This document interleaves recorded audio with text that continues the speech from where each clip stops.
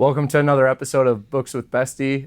Today I'm joined with James Clear, author of Atomic Habits. One thing that I think is really cool about the book over the years as it's come out is last year on Amazon, it was the most sold book in all genres. It's got to be a pretty good feeling, probably not planned from the start. It's wild. I think certainly nothing any reasonable author could expect, right? Like it's, far outpaced my expectations for it. But yeah, it's awesome. I mean, like you write a book because you hope that people will read it and that people will enjoy it and that it'll reach people and be useful. And so I'm just happy that people are enjoying it, that it's useful, that it continues to spread. And I just feel fortunate. Yeah. So one of the questions that I always ask every author, kind of a general question. So it's always interesting to see which direction they take with it. Sure. But just why did you write the book?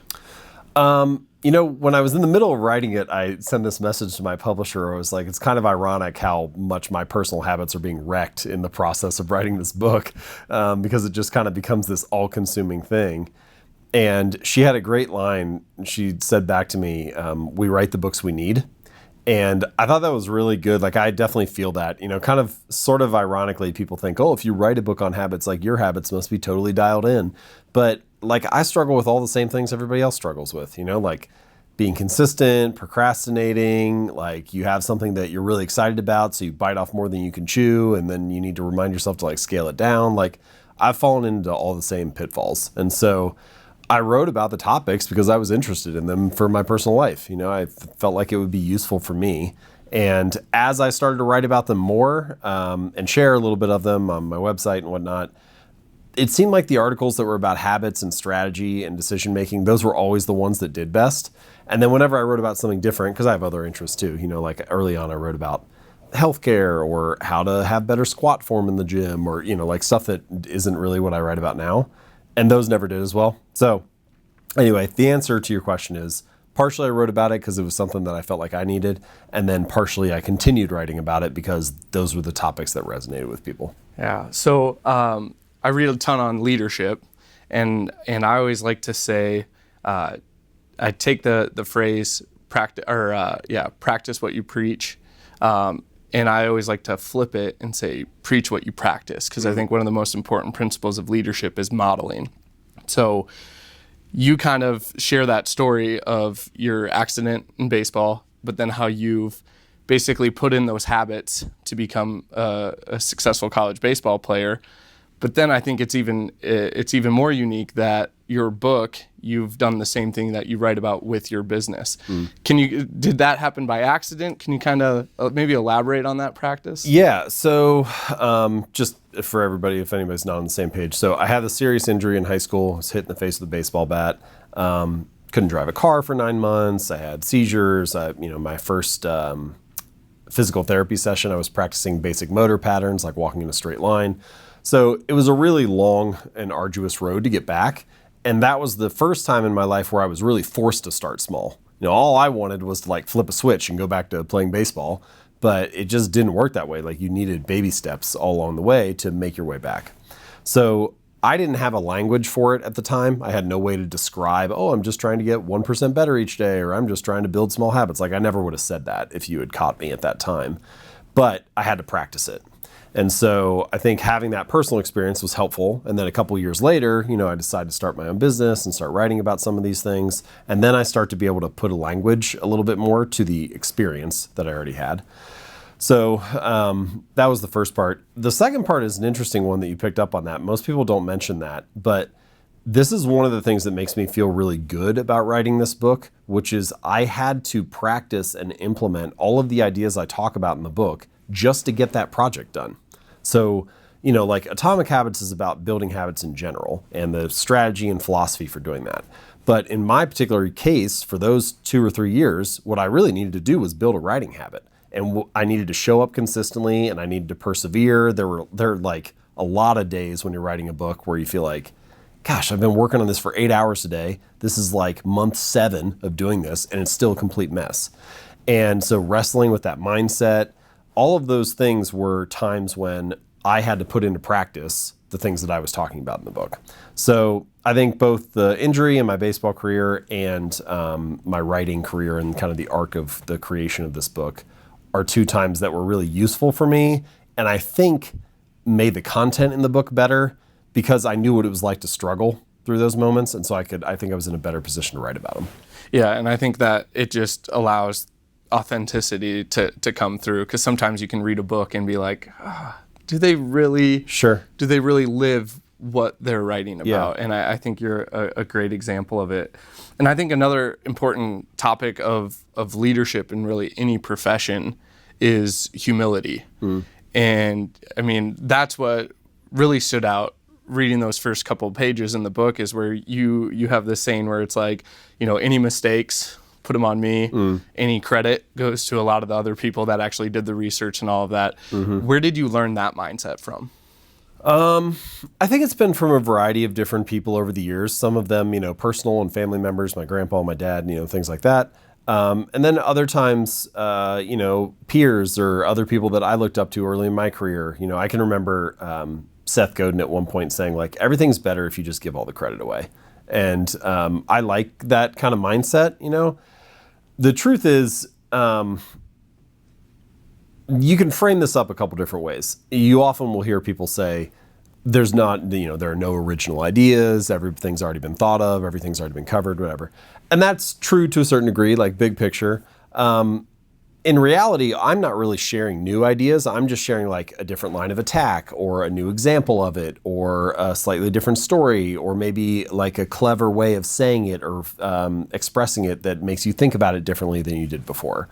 So I'm really just trying to give people these like new paths or new entry points to old ideas.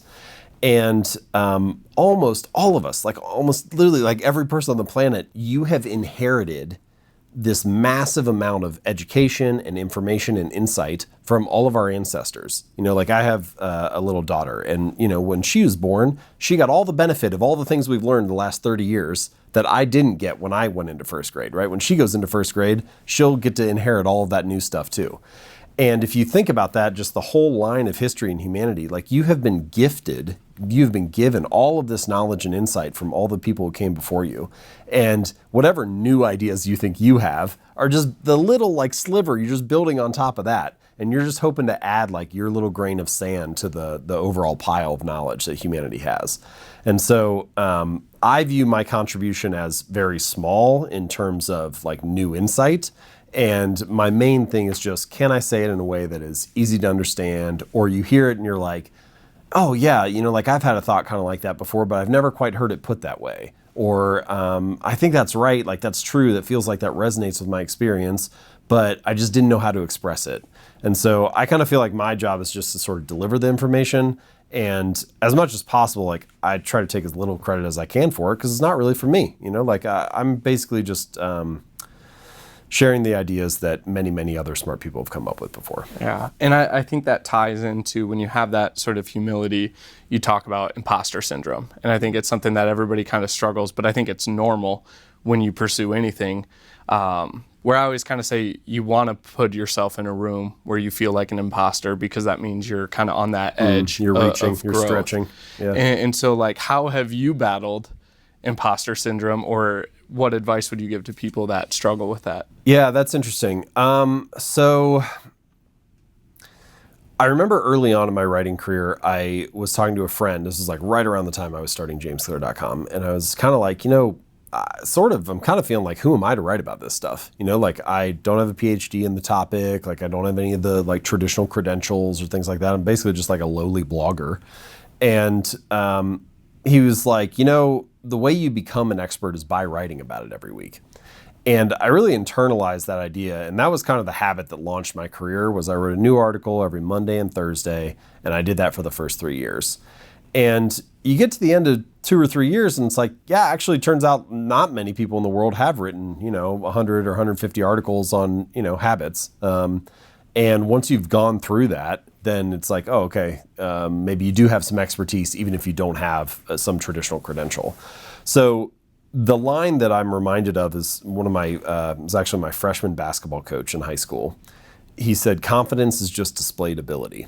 And so it's like, look, if you want to be confident in your ability to make free throws, go out and knock 10 down in a row. You'll feel a lot better about it. Like you've proven it to yourself.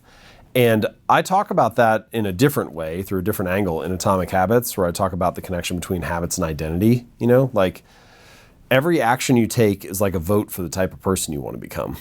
And so when you show up and hit one free throw, like that's a vote for being a better basketball player. And when you sit down and study biology for 20 minutes on Tuesday night, like that's a vote for being studious. And these are small things, but they provide evidence that you are that kind of person. And so I think my argument for the humility versus imposter syndrome and confidence and all that kind of that little like sphere of ideas is to let the behavior lead the way. To start with one small action or one small bit of evidence that you can be that person or you can make some progress there, and to let that be proof that in that moment you were that kind of person. And that can start to feed on itself a little bit. And I think ultimately the way you really climb the ladder is if you just take your current advantages or your current confidence and you let that feed the next round, and then it's just like an endless cycle, and you just kind of keep climbing the ladder from there. Awesome. So in preparation for this, I just tend to binge podcasts that you've been on.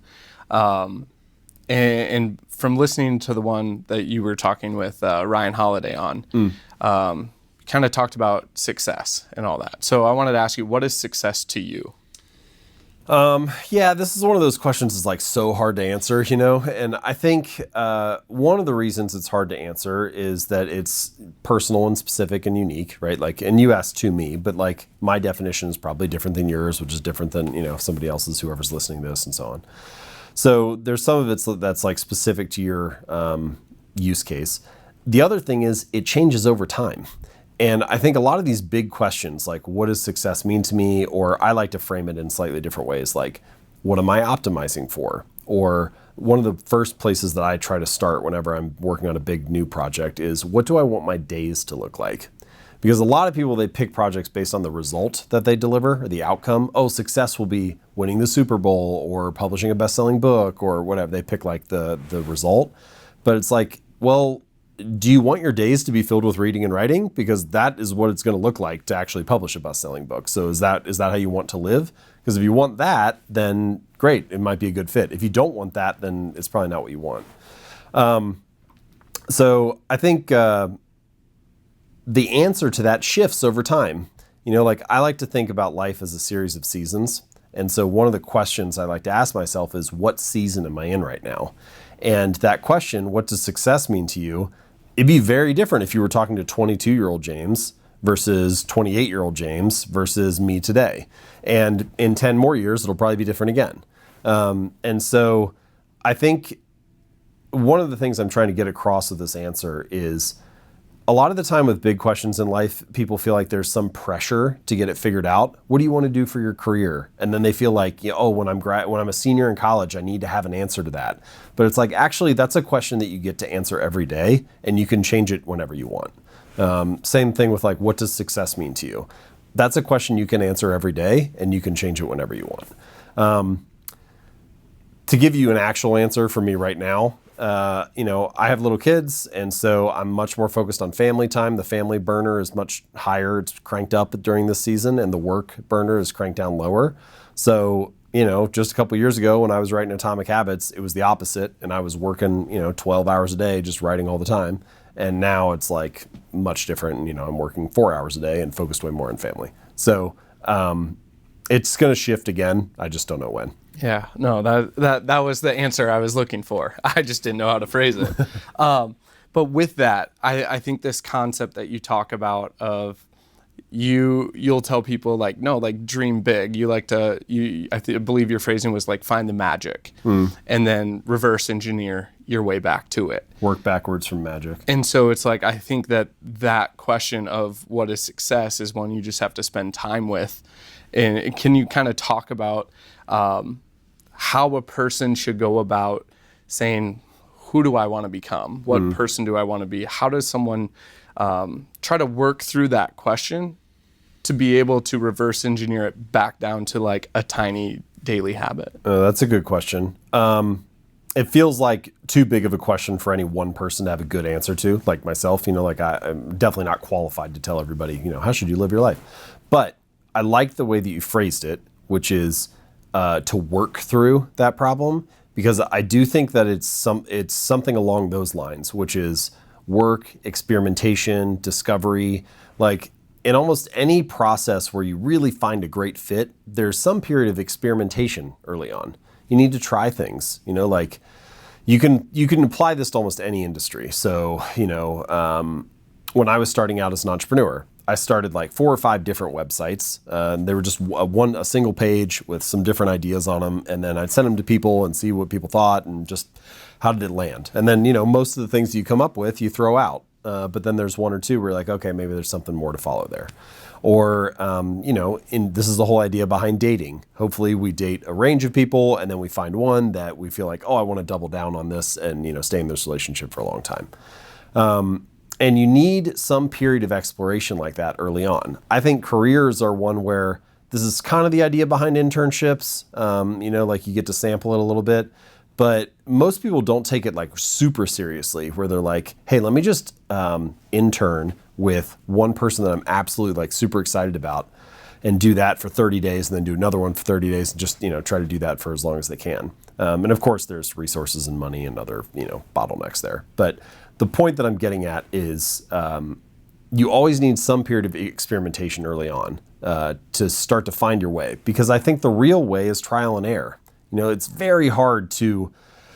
really hard, and I think this is generally just a true statement about life. It's very hard to predict what will work ahead of time. It's much easier to say what's working after the fact. And so if you think you can just sit there and predict how to live your ideal life, it's very unlikely. But if you are willing to get in the mix and try a lot of things and experiment, then you can more easily say, oh, that was something I really enjoyed. I should stick with that one and throw the other 99% out. Yeah, and I had that note written down a little bit further where I have this concept of experiment and evaluate. I think so many times where I read your book and then I'm like, okay, like what's my game plan? This is what I want to do. This is what I want to become. But we get so caught up in the planning where, there's the Seth Godin, the dip, like you're about, but it's like, I also think there's value in quitting and saying no. Sure. And so I think that's the value of experimenting. And then that guides you as you grow and your seasons change to know what's important for those habits. That's an interesting point. There is value in quitting. I think that's a tricky one because then it's like, okay, on the one hand, you can definitely say, hey, there's a lot of value in persistence and perseverance. You need to stick with something for it to work. Like you need to, be patient, wait for it to pay off. And on the other hand, you can say there's value in quitting. A lot of things just aren't going to work out that well. You need to try a broad range of concepts and then you double down on the one that works best. So how do you know the difference between the two? And I think that even if it's early and you don't have the results that you want, things that like go pretty well in the long run, they usually start off like pretty good. And so there's some kind of signal early on that, hey, I'm on the right trajectory, like things are moving forward. And so I want to see signals of progress is kind of the main thing that I'm looking for early on, even if it's slower than I'd like. Like it may not be going as fast as I would like, but I'm moving forward. Whereas with other stuff, you feel like I'm just spinning my wheels. I'm not really getting anywhere. And then maybe it's time to quit. Yeah. And I think back to that episode that you did with Ryan Holiday, he shared that story of the Admiral and Jimmy Carter. And I thought that was fascinating where he talks about, you wouldn't want to write a book, have it sell, now over 7 million copies if it was, it was garbage or junk science and things like that, where really the ultimate question that someone has to, and there is no right answer, but it's if you start doing something, it's did you do your best?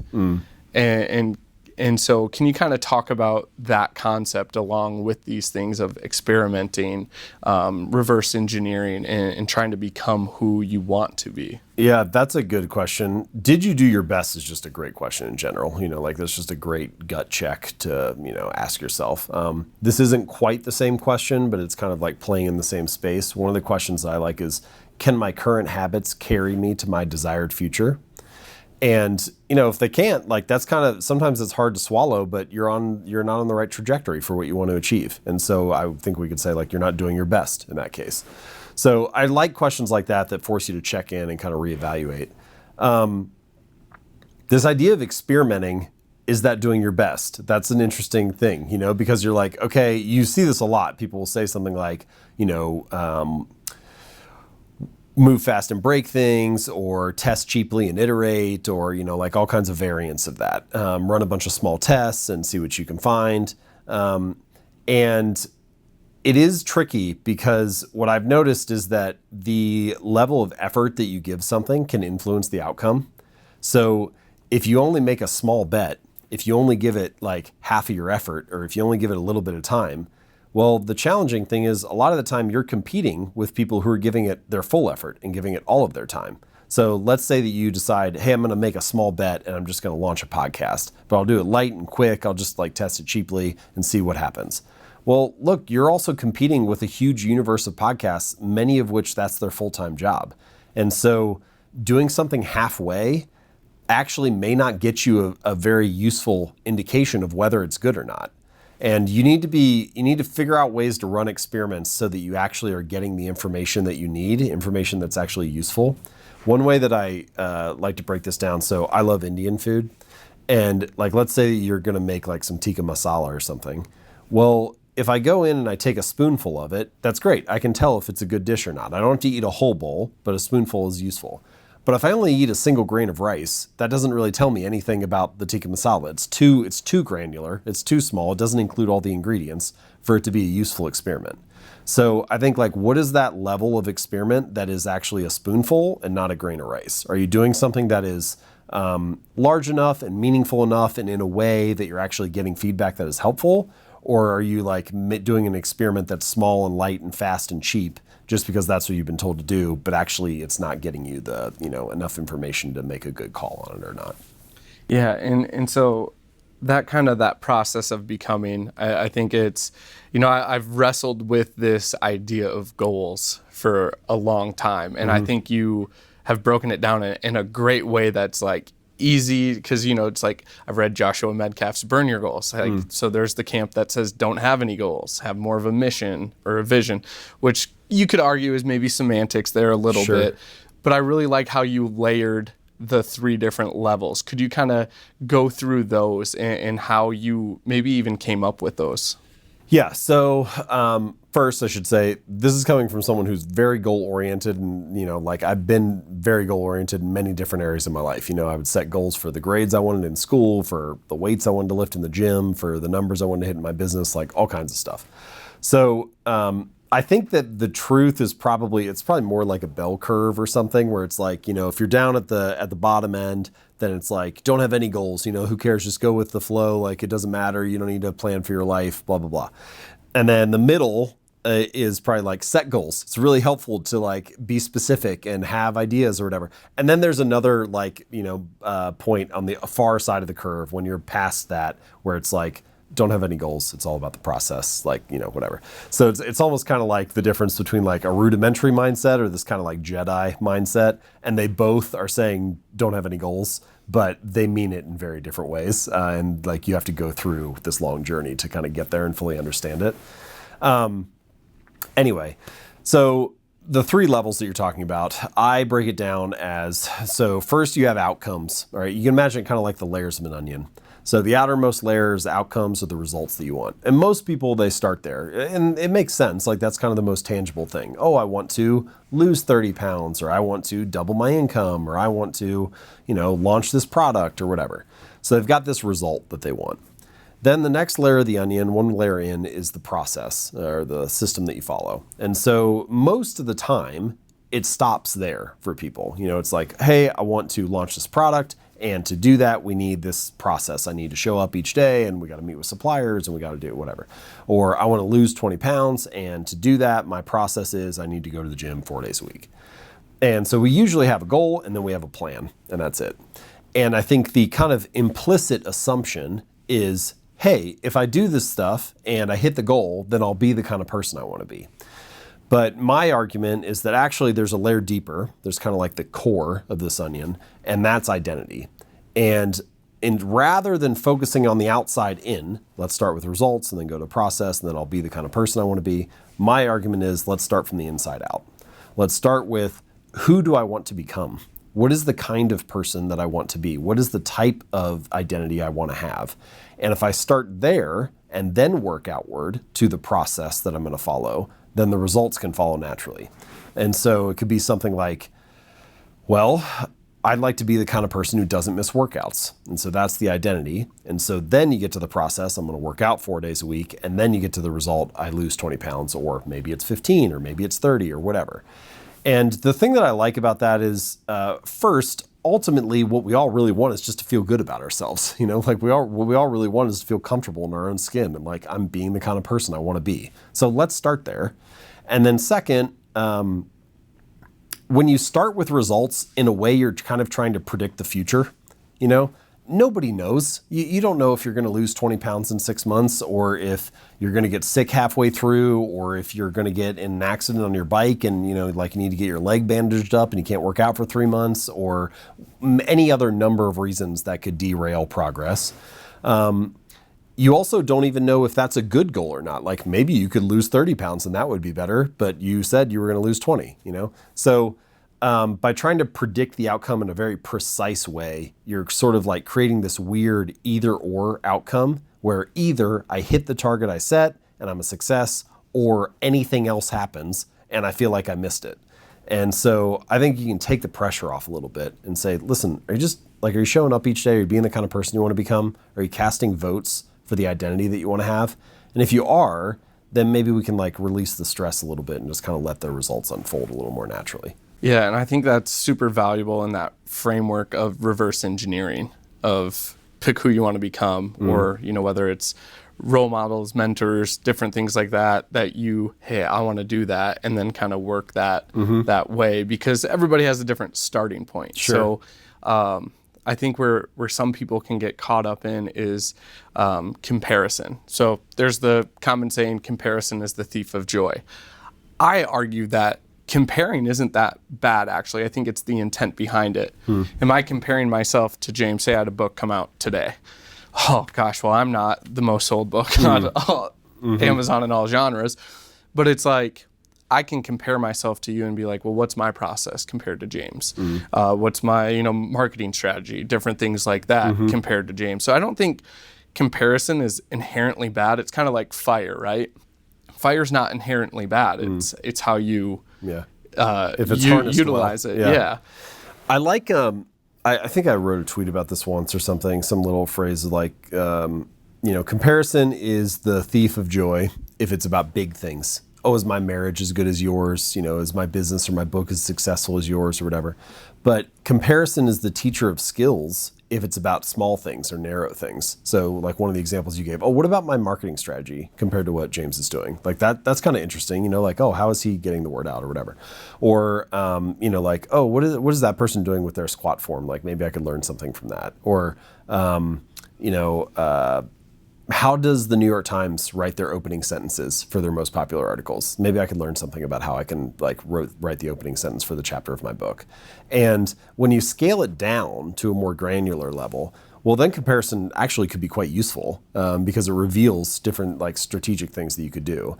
If you make it just really broad and big picture about life, well, the problem with that is there are so many variables that are hidden that it's kind of an impossible thing to ask yourself. You can always find somebody who looks as if they have a better marriage or a better business or a better life or a better whatever, but you don't see all the various trade-offs that are happening, and so all you're going to end up with is just feeling miserable rather than something useful. Yeah, the as we talk, the example that comes to my mind, and so I'm in the college basketball world, or the basketball world in general, is people have that conversation of who's the all-time best basketball player. Is it MJ? Is it Kobe? Is it LeBron? And they compare those big picture things, championships, MVPs, all of that.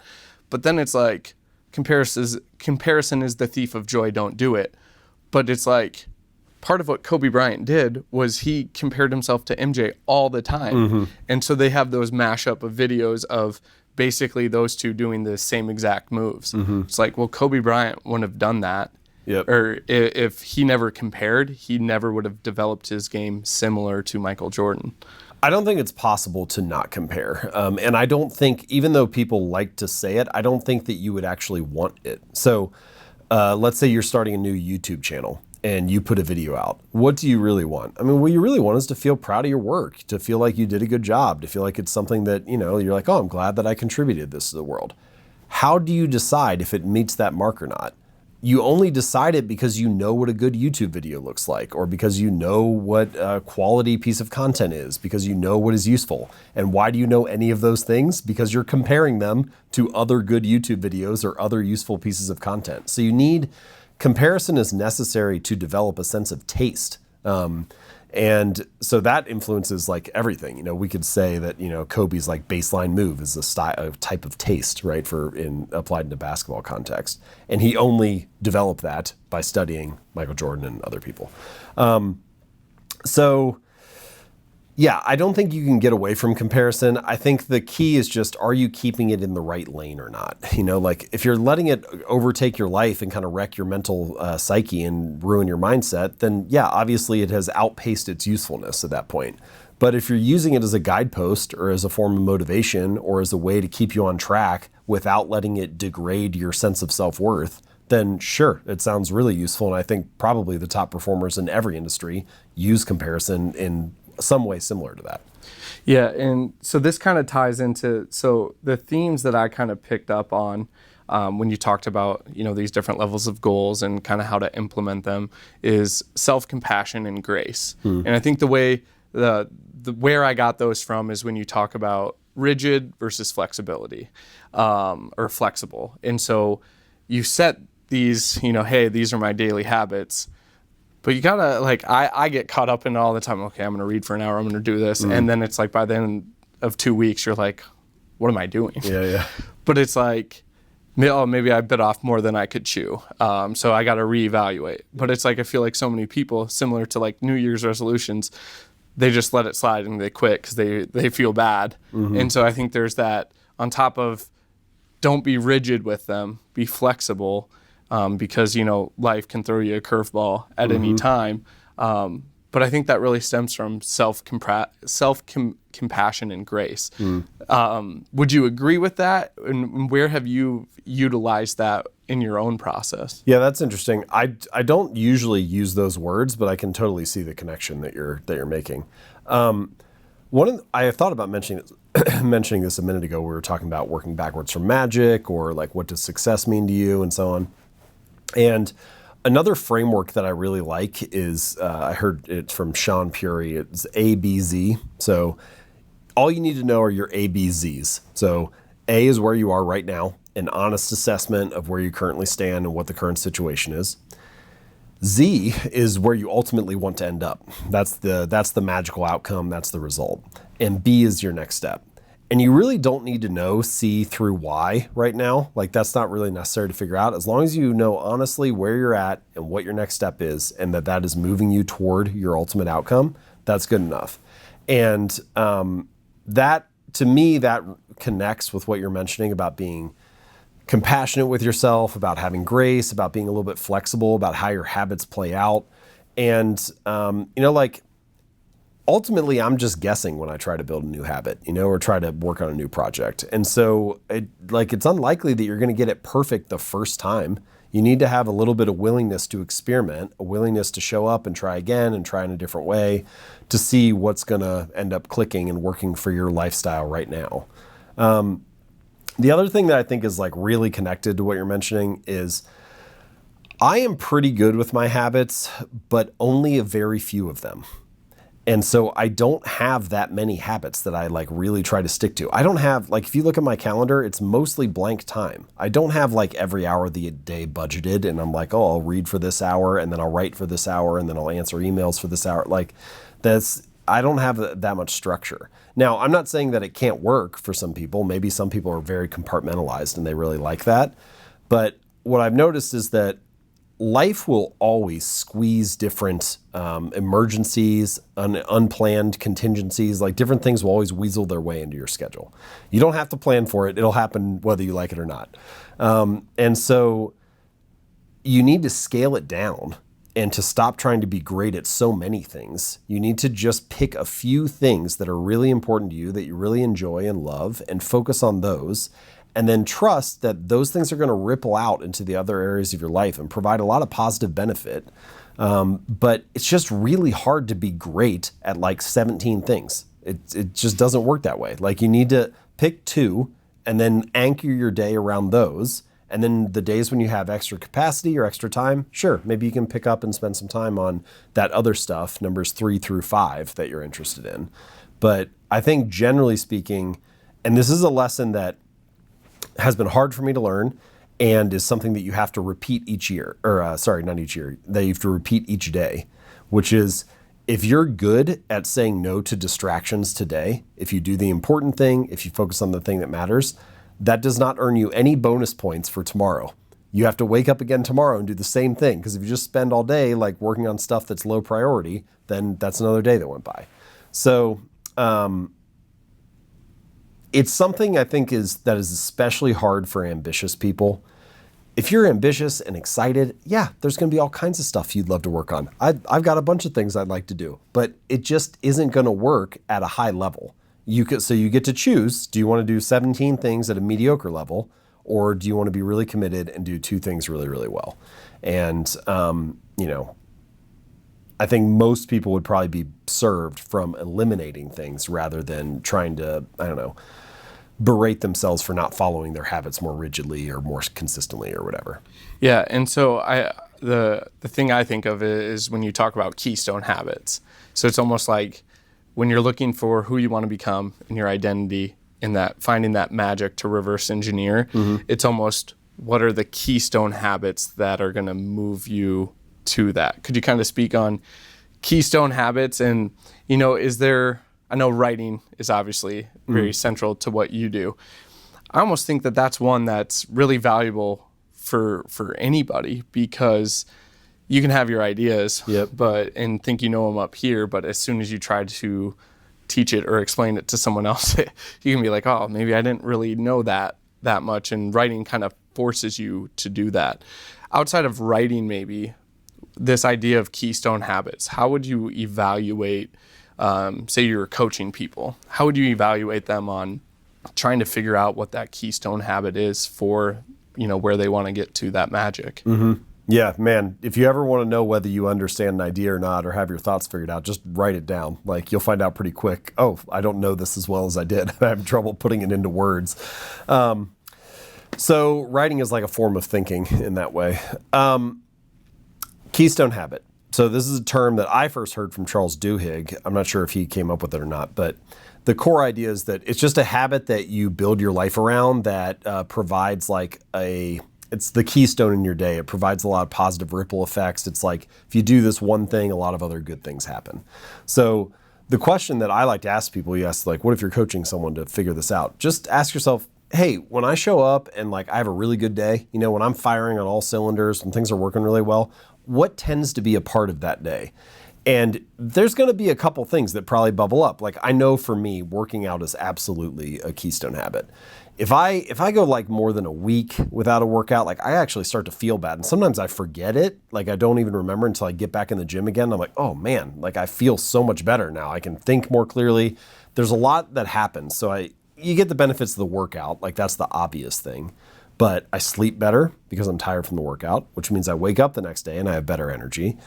I have this kind of like post-workout high for an hour or two where you have like a period of focus and you can do better work.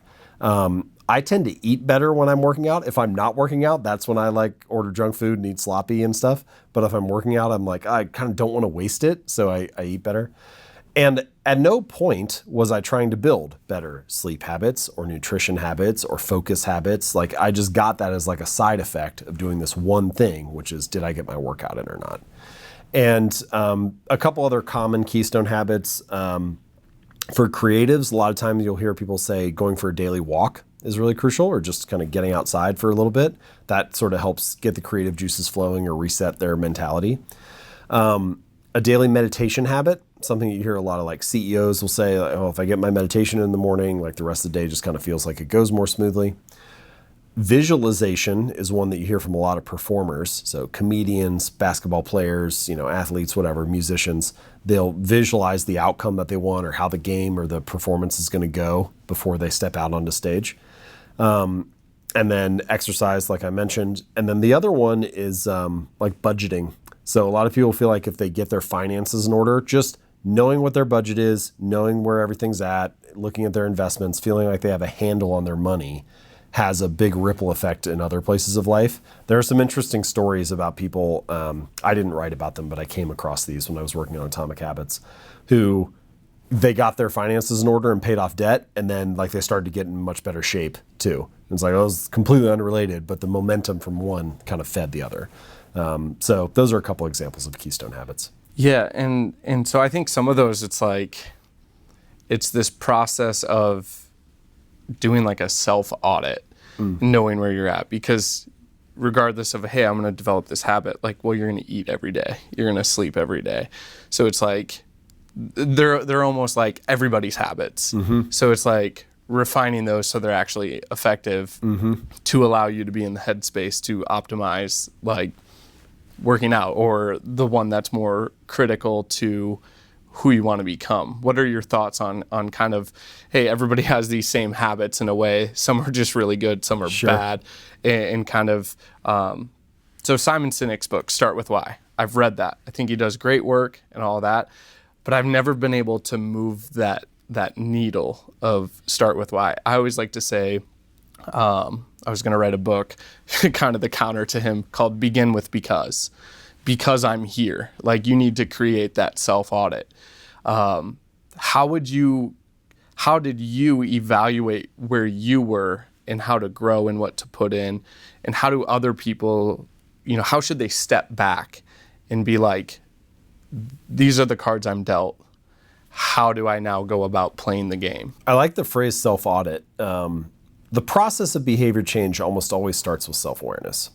Because if you are fully aware of where you're at, what your current skills are, what your current resources are, and what the current problems are you're facing, you're in a much better position to design the outcome that you want. Whereas if you don't have a clear picture of like, what is an honest assessment of the current situation, you're kind of just guessing, and like, who knows if it's going to work that well or not for you. You'll start like trying to force fit things into your lifestyle that like aren't a good fit for the position you're in. So one of the things I talk about in the book is just doing what I call the habit scorecard, where you just start with like the beginning of your day and write down all the habits that you perform. So I turn off my alarm clock, I get out of bed, I go to the bathroom, I take a shower, I brush my teeth, you go through everything, do your whole morning routine. Usually there's another pocket of habits at like the start of your work day. Sit down at my desk, I fill up my water bottle, I check my email, and you can get as granular as you want. But as you go through the whole day, your only objective is just to build the list, not to judge yourself. It's just to get a clear picture of what you're currently doing. And then you can go back through, and if it's a positive habit, you can put a plus sign next to it. If it's a negative habit, if it's not really serving you, you can put a minus sign next to it. And then if it's just kind of neutral and doesn't mean a whole lot, then you just put an equal sign.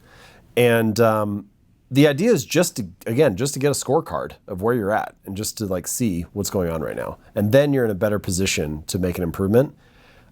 In many cases, the process of just tracking a behavior, just being aware of it, is enough to get the behavior to change. There are some of the research studies that show just people who keep a food journal, they're not even like calculating calories, they're not even trying to like count how much they're eating, they're not following a specific diet, but just the act of writing down what they eat every day changes what they eat, and they end up it influences their diet just because now they're more aware of it. So I think the process of behavior change always starts with self-awareness, and that self-audit is a good mentality to have because it can end up serving you in the long run. Yeah, and so you say you can't standardize what you don't know. And so I think that, anytime you want to improve or go anywhere, like if you don't have an awareness of yourself and all that, like you don't even know where to start. Yep. How does someone go from that habit scorecard to like, okay, now how do I look at what's the standard? Now how do I optimize the standard in terms of like when to add stuff in and kind of build from there? I mean, one of the things that I recommend in the book is just a really simple strategy, but very practical, which is what I call the 2-minute rule, and just says, take whatever habit you're trying to build and scale it down to something that takes 2 minutes or less to do. So read 30 books a year becomes read 1 page, or do yoga 4 days a week becomes take out my yoga mat. And sometimes people resist that a little bit because they're like, okay, buddy, the real goal is to take my yoga mat out. I know I'm actually trying to do the workout. So if this is some kind of mental trick and I know it's a trick, then why would I fall for it? But this is like a deeper truth about habits, which is that a habit must be established before it can be improved. And this is the point that you were getting at a minute ago. Like, you got to standardize before you optimize. You have to get it established in your life before you can scale it up into something more. So I think one thing you can do is just try to develop some self-awareness about where you're at, habit scorecard or otherwise, just have an honest assessment of what's going on, and then just build a really small version of the habit that you want to build. Like the 2-minute rule. It can be 2 minutes or less. It doesn't have to be a big deal. And it may not ultimately be what you want it to be, but you're just trying to gain a foothold. And then you can use that to advance to the next level. And, kind of like, in a way, the endless game that we're all kind of playing is, can I use my current advantages to secure new advantages? And so you just like, let me see where I'm at right now and build some small habit. And then from there, can I use this new advantageous position, slightly higher than the old one, to advance to the next level, and then do that again and again and again. And just, it's this kind of endless cycle. Yeah. And so from reading your book, I think it's great in terms of reading it and having steps to put into action right away. From some of the stuff we've talked about, where different people are at in their lives. Say you have multiple jobs, or you're kind of at entry-level positions or things like that, where you don't necessarily have complete autonomy over your. I think everybody at the end of the day would love hey, I'm going to work whenever I want to, sure, and all that. But the reality is probably like, a huge portion of people have these different factors pulling their time, resources, whether they have to travel for work, different things like that. So how do you try to standardize something to allow you to continue to grow and benefit from good habits, routines, and systems when you're being pulled in many directions that you necessarily can't just be like, oh, I'm just going to stop doing these things because they're necessary? It's a great question, and I think the ultimate answer comes back to what we mentioned a few minutes ago, which is saying no to more things. So let's go through just an example like right now. So I'm traveling for work right now, right? And there are a lot of things that I would like to do, but one of the habits that's really important to me is working out. And I'm not at home today, so I can't do my normal workout. I can't work out in my normal place. I don't have access to that stuff. But I need to do this trip for work. Now, it's easy to fit one habit in if you're on the road. Like, I can prioritize today. I'm like, okay, I got these different things to do, and then I'm going to go to a gym once I get done, with this or whatever. And you can figure it out even if you're on the road. Or you don't even have to go to a gym. You just do push-ups in your room or whatever. But you get the point, right? If it's just one thing, you can figure out how to do it. If instead I'm trying to stick to my whole routine like I normally do, where it's like, okay, I want to work out and I want to do my writing and I want to read for an hour and you start layering on all this other stuff and you're like, okay, now you're trying to fit all these things into, this situation where it's not optimal. And so I think the question is just, what is most important to you? And if you know what the answer to that is, then you can optimize your day around that. And you can almost always find the time in a day to do one thing if that's like the thing you want to anchor your day around.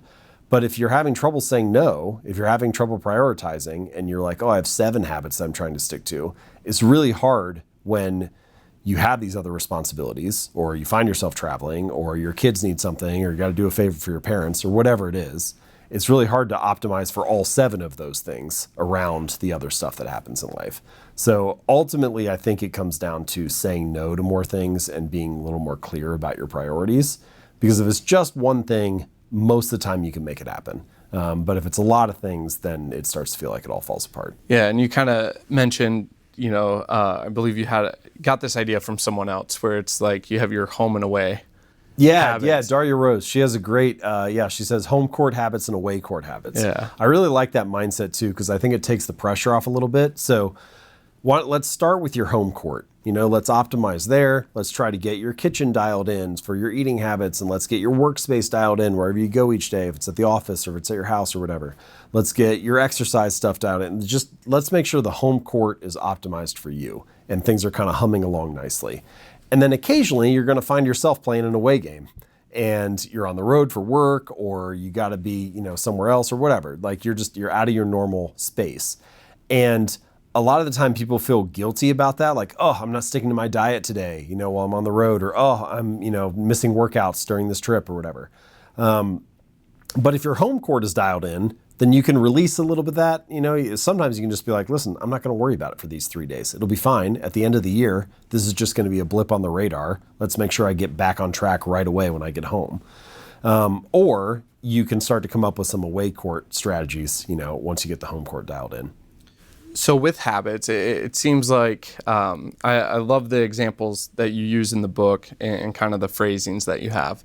But it seems like a lot of them on if you stick to them, like we kind of went through choosing the right way to pursue those, but then it's sticking to it once it is and you see a little bit of progress, but it's the delayed gratification. Yeah. And I believe it's, you like to say, habits are the results or the outcomes of your habits. There's the lag effect. Could you kind of speak on that? Yeah, I kind of feel like there are two central problems with building habits. The first is getting started. So that's stuff like scaling it down, 2-minute rule, making it easy to get going. And the second is what you're mentioning right now, which is sticking to it. It's like procrastination and getting started and consistency. And the consistency part, it's hard to keep showing up and doing something when you don't have the results that you're hoping for. People feel like this a lot. They've been running for a month, but they can't see a change in their body yet. And they're like, oh, what's the point? Or they've been working on a book for, 3 weekends in a row and the manuscript is a total mess and they haven't made any progress. Like, why bother? It's going to take forever. And we feel like that a lot with habits. And this is a hallmark of kind of any compounding process, which is the greatest returns are delayed. Like it's always, we think that the trajectory should be kind of linear. I put in a little bit of work and I get a little bit of results. And if I put in a little more work, I'll get a little more results. But in fact, it's often much more like one of the examples I give. So San Antonio Spurs, right, won 5 NBA championships. They've got this quote hanging up in their locker room. And it says, whenever I feel like giving up, I think about the stonecutter who takes his hammer and bangs on the rock 100 times without it splitting in two. And at the 101st blow, it cracks. And I know that it wasn't the 101st that did it, but all the 100 that came before. And that's actually much more what it's like to build habits a lot of the time. You show up 100 times and you still don't have the result you want. And then finally you hit this breaking point and, the results start cascading through. And it can be hard. A lot of people, quit on swing 74 or swing 82 or whatever, right? Like they just, they're like, I've been doing this forever and I still don't see anything. So the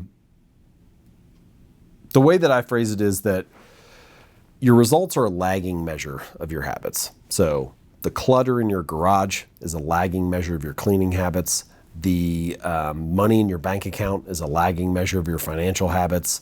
Your knowledge is a lagging measure of your learning habits. Like all of these outcomes that we want are actually just a byproduct of the habits that precede them. And so if you can lock into that mindset a little bit and just focus on showing up, being consistent, building the habit, and this is why I ultimately recommend focusing on, am I casting votes for my desired identity? Then you can just release the pressure for the result to come a little bit and keep casting votes for being that kind of person. One of the things that I think is unique about your story is you talk about how when you were growing up, you wanted to be a professional baseball player, and that your dad was.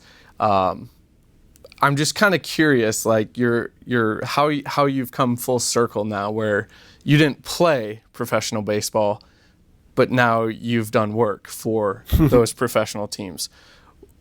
It's kind of funny, like where you can't predict the future and how you do things. But what are your thoughts on? Is that rewarding? Like, hey, I grew up wanting to play. Yeah. But now you may be speaking with an MLB team. Yeah, it was cool. It was either a year or two ago, I spoke to the Cleveland Indians, and I took my dad to the game, and like they let us walk around backstage, and we sat in the owner's box and went down on the field for batting practice, and it was cool. It was a really cool day. Like I think he loved it, just as much as I did. And yeah, that is kind of wild. Like I wasn't good enough to play, but it was really fun to be able to do that.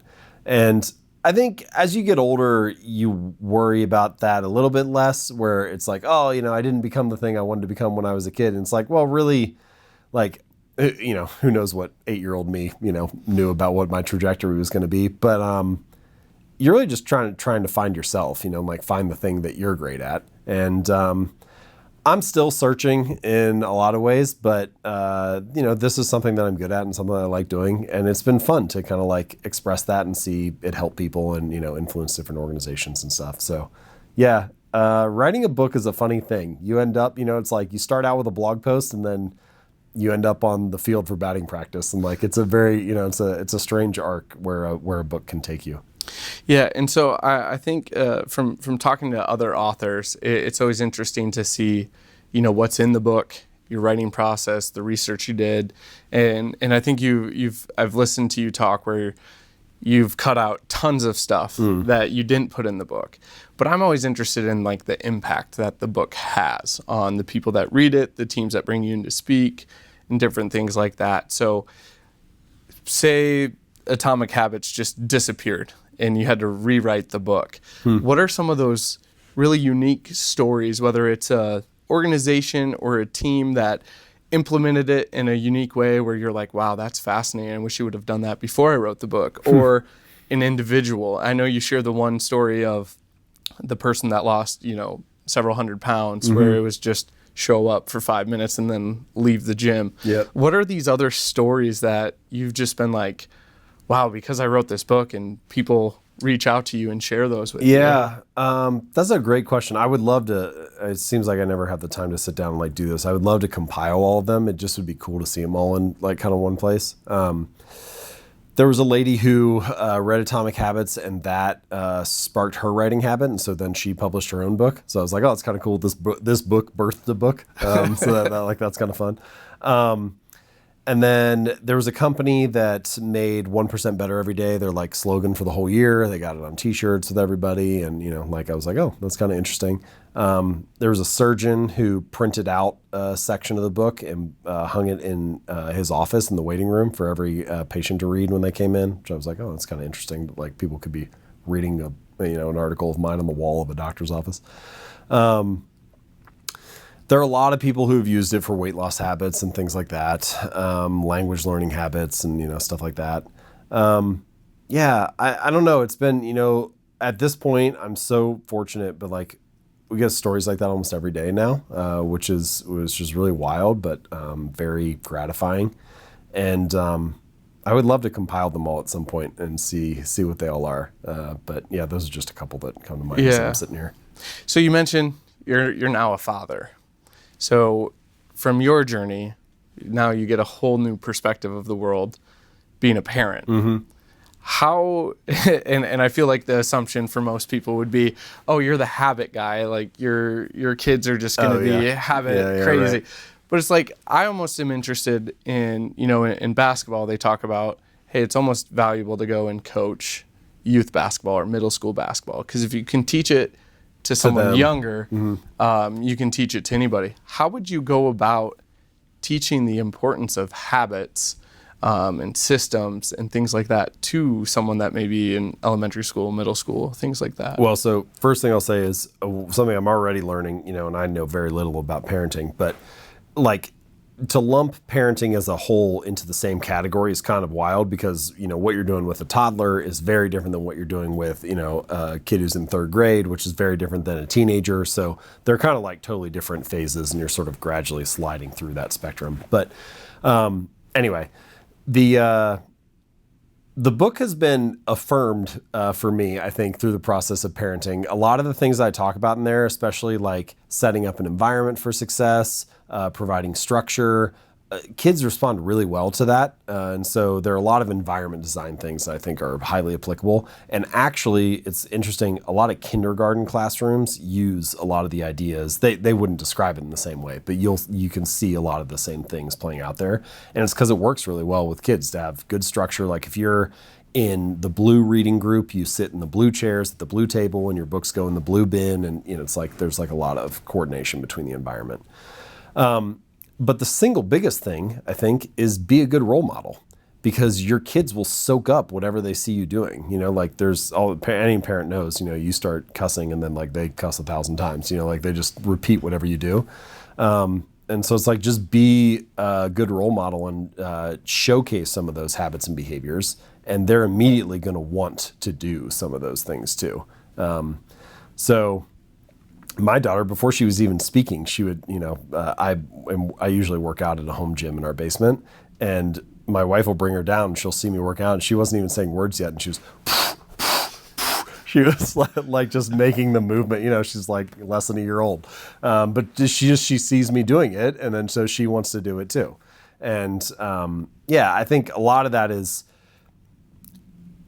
what you do will be 100 times more powerful than what you tell somebody to do, and so it's much easier for them to imitate the behavior they see rather than to imitate the behavior they're told.